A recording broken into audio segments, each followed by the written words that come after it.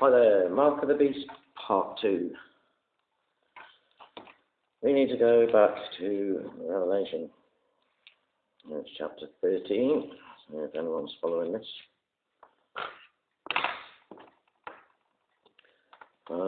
Just to recap, it says that no man might buy or sell, save he that had the mark, or the name of the beast, or the number of his name. So it's a chap, right? Here is the wisdom. Let him that hath understanding count the number of the beast, for it is the number of a man. So we not only have like his, it's actually saying it's a number of a man. And his number is 636.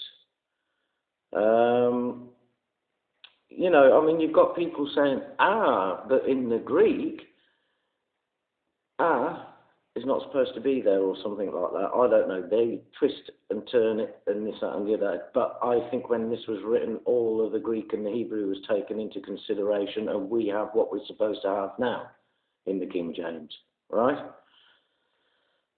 So don't let anybody start picking it up and going, well, this means that and this means that. No, you want it to like mean that, so you're just going to start picking up a bit of Greek and twisting it when it's already been accounted for. It's already been done, right? Otherwise you wouldn't have it there for us to read.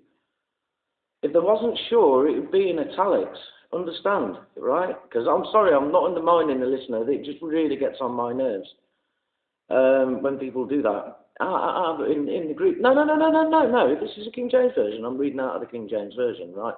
I don't need you or any other flunky to come up and tell me that that means something else than what's written in there. I have to get that off my chest. It does my head in. It really does. So it's definitely referring to a chap. It's you know, no man can buy or sell without it, save he that hath the mark. Or the name of the beast, or the number of his name. Let him that hath understanding count the number of the beast, for it is the number of a man, and his number is, right? So at the end of the day, there's no getting away from the fact that it's a chap. There's going to be a chap, singular. It's going to be a chap. It's the number belonging to a chap, and we've not got to go for it. 16, chapter 16, Revelation, verse 2, it says, and the first went and poured out his vial upon the earth, and there fell a noisome and grievous sore upon men, which had the mark of the beast, and upon them which worshipped his image.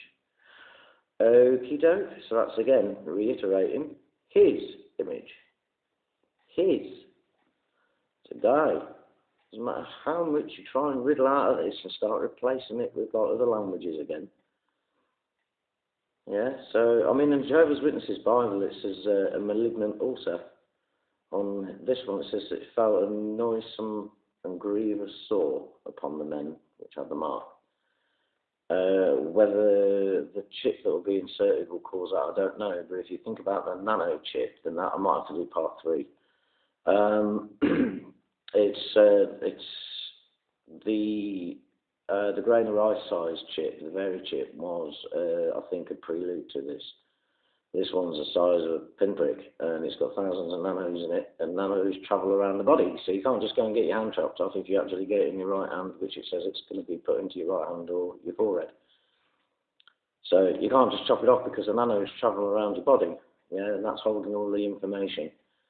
Because of their size, they are temperamental as well, so it can do things that they shouldn't do, you know.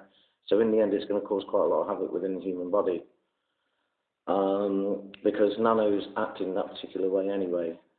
You know, I mean, that's common knowledge. They are temperamental due to their size.